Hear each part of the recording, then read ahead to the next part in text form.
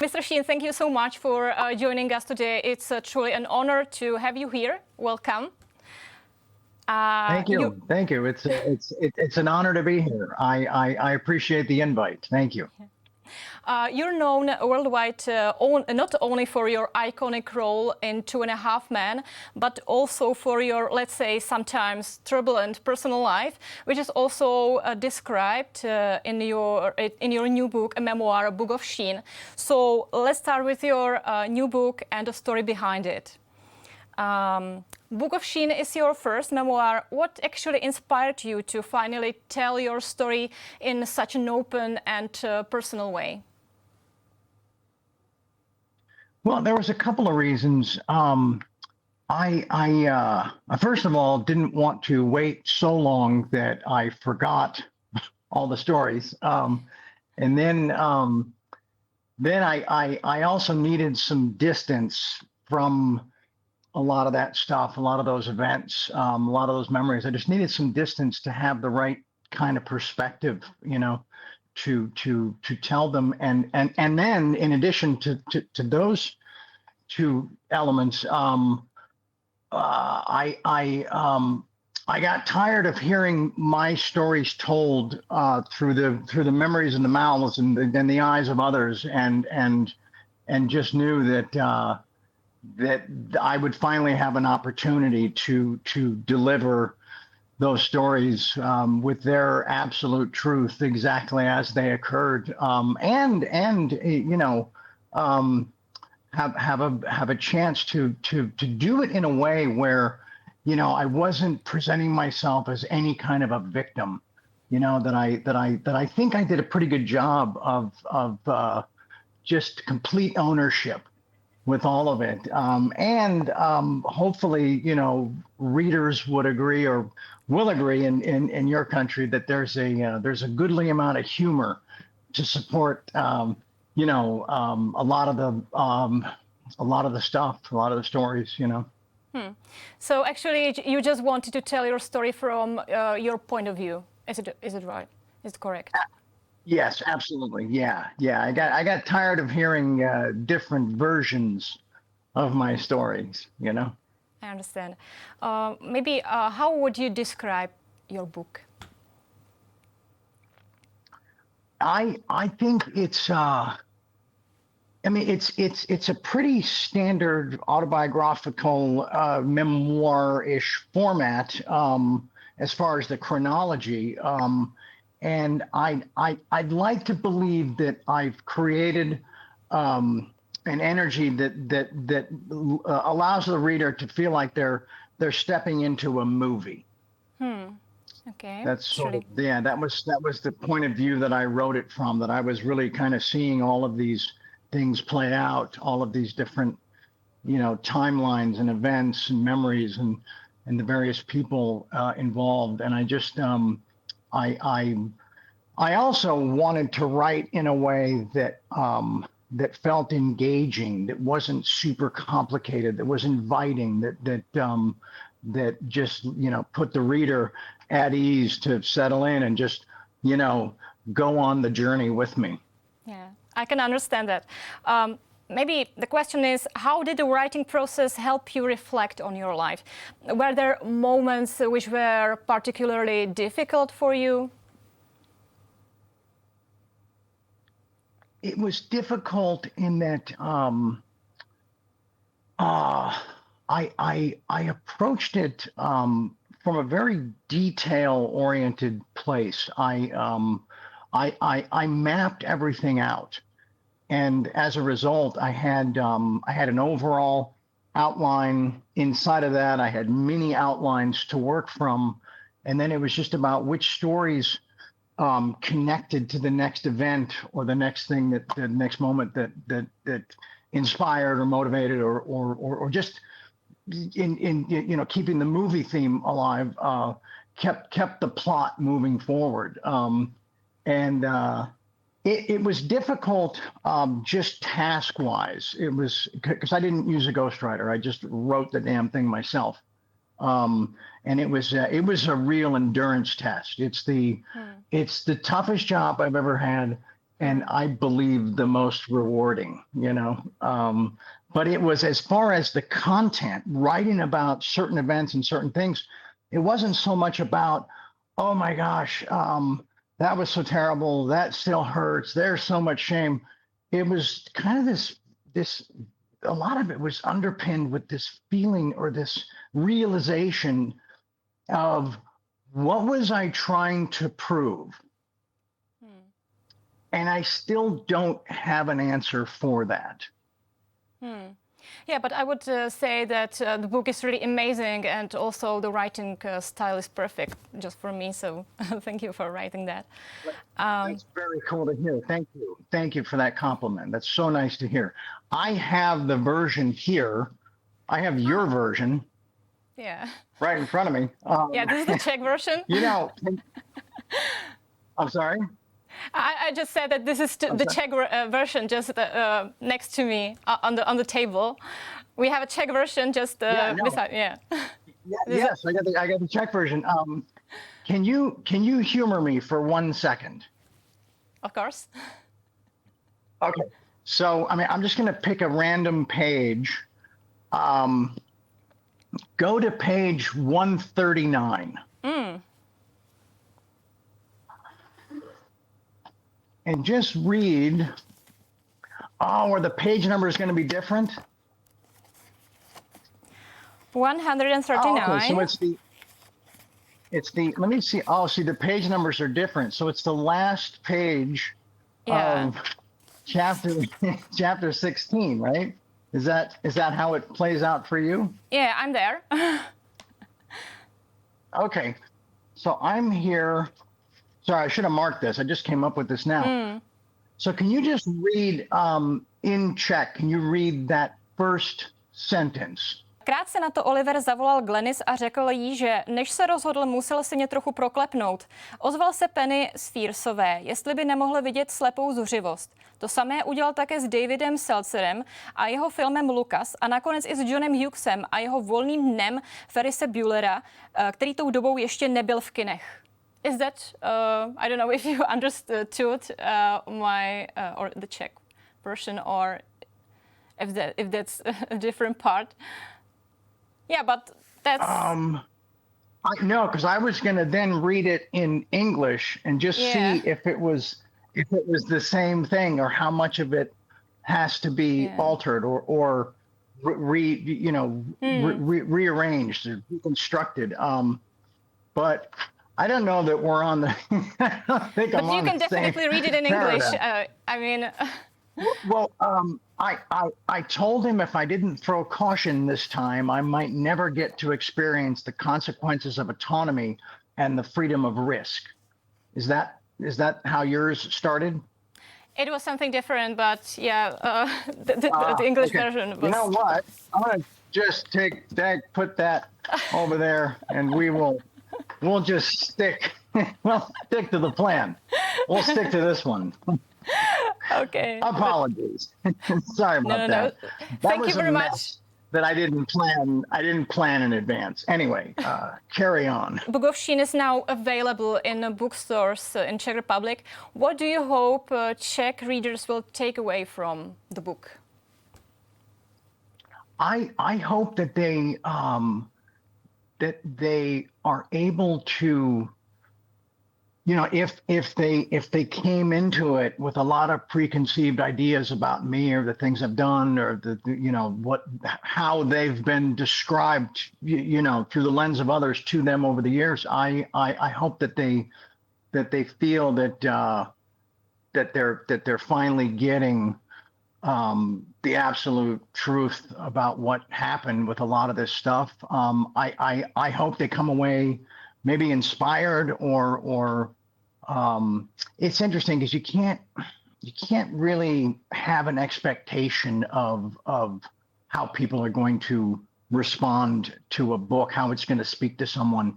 I hope just at a baseline, I hope it's a fun read, because a lot of it was so fun to live, and I hope that comes through. And I also hope that people might be poo-pooing it or yeah. I know all those stories. I hope that others will say, no, I recommend this. And then I should also point out, did the documentary play there? Did the Netflix documentary air there? I'm sure it did, right?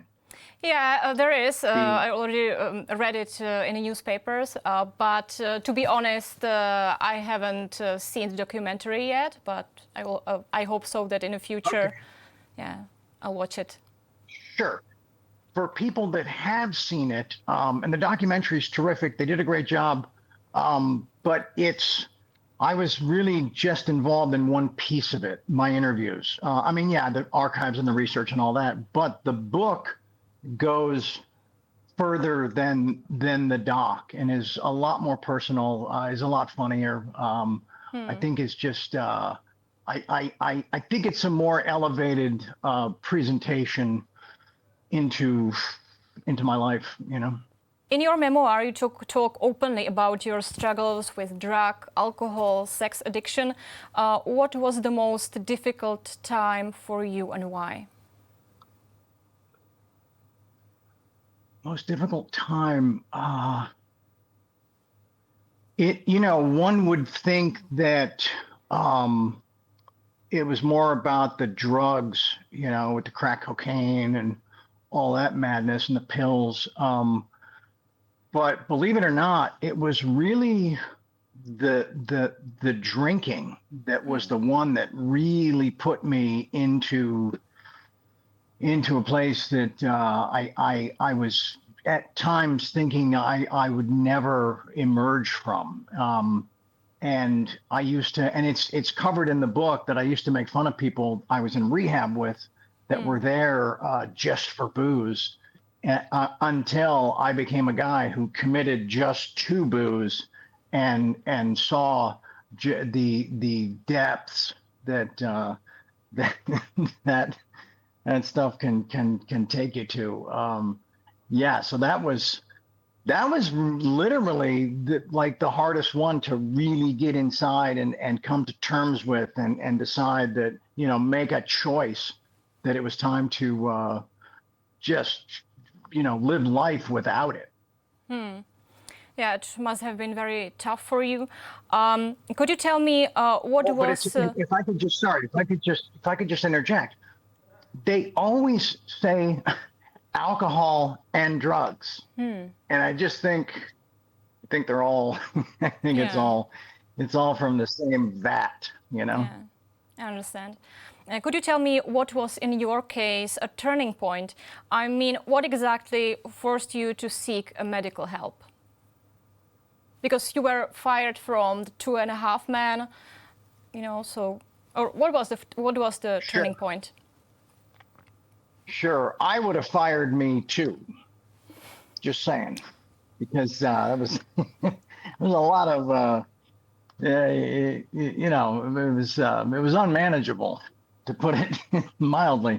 The turning point, I didn't really stop after I got fired. I did stop for that stupid tour that I went on. But then once I finished that, I kind of went into I took it to another level with the booze and the crack and the women, just all of it. And so, there was no, there was no overdose. There was no, I mean, there is one in the book, but it predates, the place that you were discussing. But yeah, it's hard to drill down into one moment. There is one specific moment in the book, but it's so close to the end that I would like the readers to discover it on their own, because it's pretty powerful, because it doesn't always have to be, a shootout with the cops or hijacking a plane. It sometimes is the smallest moment can lead to the biggest change. You also once said, I keep a mental list of the worst, most shameful things I've done, and I can look at it in my head if I feel like having a drink. So I would like to ask you, how does this mental list help you today when you're facing difficult moments or temptation? Sure. Do you know what a mobile is? Like in a baby's crib? That little thing where the stuff spins around and the baby has something to look at. And yeah, my worst memories sit on a mobile, and they just kind of they drift through. Or I can call one up, and look at it and go, okay, all right. So the idea right now about what feels perfectly sane, logical, and support the moment is going to get me there. So it's kind of cool just to keep stuff that it was really painful and destructive. Just keep it close, not to be informed by it daily, not to feel that has to be, yesterday's mistakes don't have to be, tomorrow's choices. But I think it's important just to keep it close and just remember this. The math is really simple. That connects to that at some point. It might take a minute, but ultimately I think that's the final destination. Looking back, what has been the most important lesson from overcoming addiction struggles in your case? Sorry, my screen went dark. For me personally, just speaking, that I finally had to do it on my own. There's a line in the book in that first rehab back in 1990. It's connected to my dad's 50th birthday when they staged an intervention. That was cool. The line is, once I get delivered, it's hard to ask for help when somebody else has raised your hand for you. Yeah. But it was to feel that I had the strength and just the ability to make a decision and honor it, because I've also come to a realization that the only thing I miss about drinking is the first hour. The first hour is the greatest 60 minutes in the history of the universe. And so, but it's also, it's very deceiving. It's the next 200 hours after that where things, head out there. How did your struggles with drugs affect your relationships? I mean, for example, with your father, also a very famous actor, Martin Sheen. How would you describe your relationship now today? Well, they all have to be, they all come second to the primary relationship with booze and dope. And that's the thing that a lot of people either don't understand or need to focus on more, is that it's not personal. It's just when you're deep into it, it's this stuff comes first and then it's everybody else. So once that was out of the way, it was a really incredible opportunity to repair, rebuild, reconnect, and heal. You would say that nowadays the relationship with your family or your father is better than it was before. Yes, it's awesome. Yeah, they have the old reliable, dependable me back, and I'm actually just crossed the 8-year mark, and so I'm into my 9th year, which is pretty good. It's pretty good. And so yeah, they like this version a lot better, and even more importantly than that, so do I. Do you regret anything you did in the past? I mean, regarding probably your family or your friends. It must have been difficult for them to, see. Yeah, it's people say that regret is useless, and they're correct. But it's still, it's impossible to avoid feeling regret, especially when you've taken something to the levels that I did. And but I think if regret can sort of be turned on its head and just, like that mobile that I spoke of, if I can somehow harness it into positivity and just hope, and action, right? So, regret is useless, but it's something that's going to be there. So we have to figure out a way to navigate its many pitfalls. In your memoir, you also discuss your HIV diagnosis. Could you tell me, how did you feel when you first learned about it?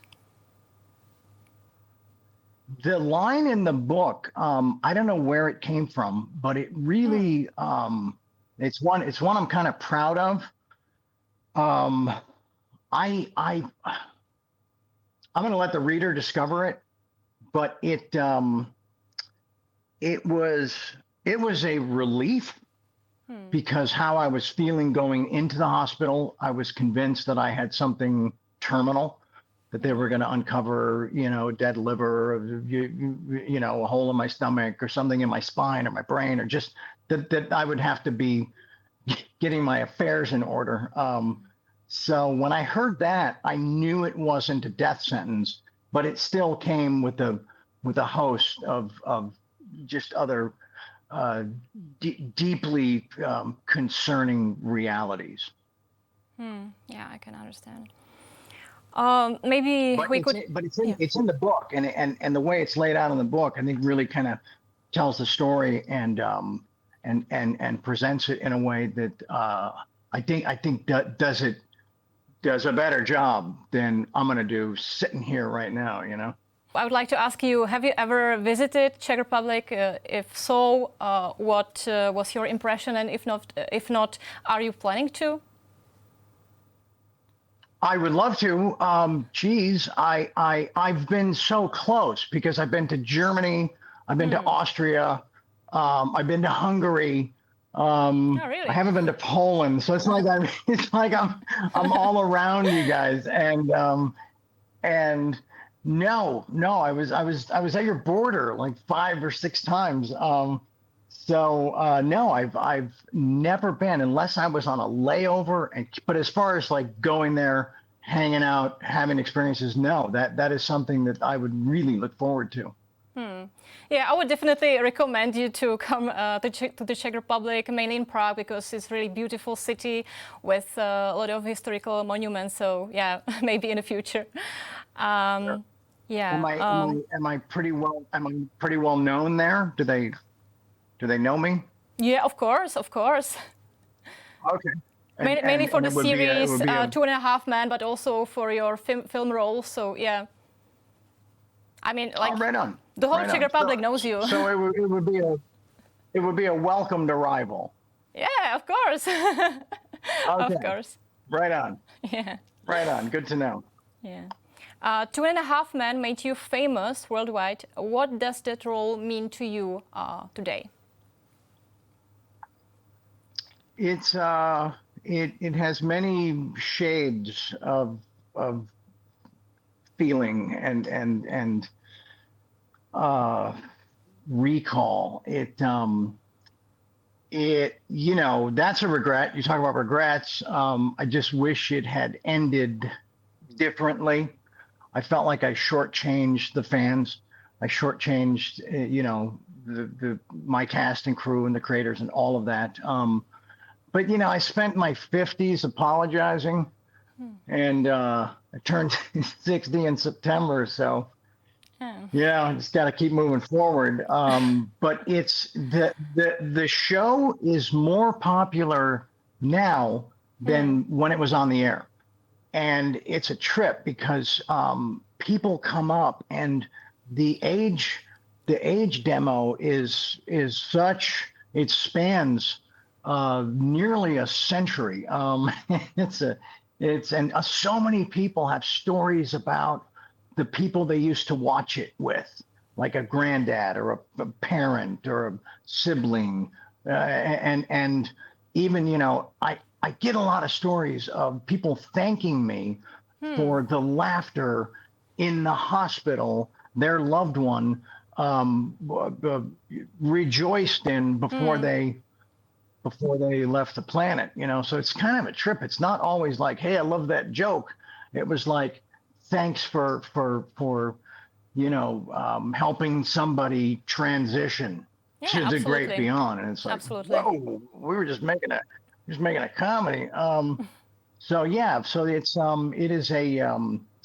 a constellation of so many reactions and stories behind it. You know, it's really a trip, and it literally happens every day. Yeah. Every day. Yeah. Yeah. But you've played many roles in film and also in television throughout your career. So I would like to ask you, which role are you most proud of and why?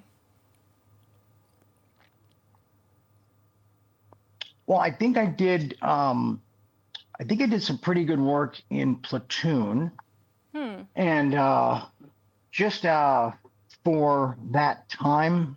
And I was 20 years old, you know. It's like I think about how did I get through all that.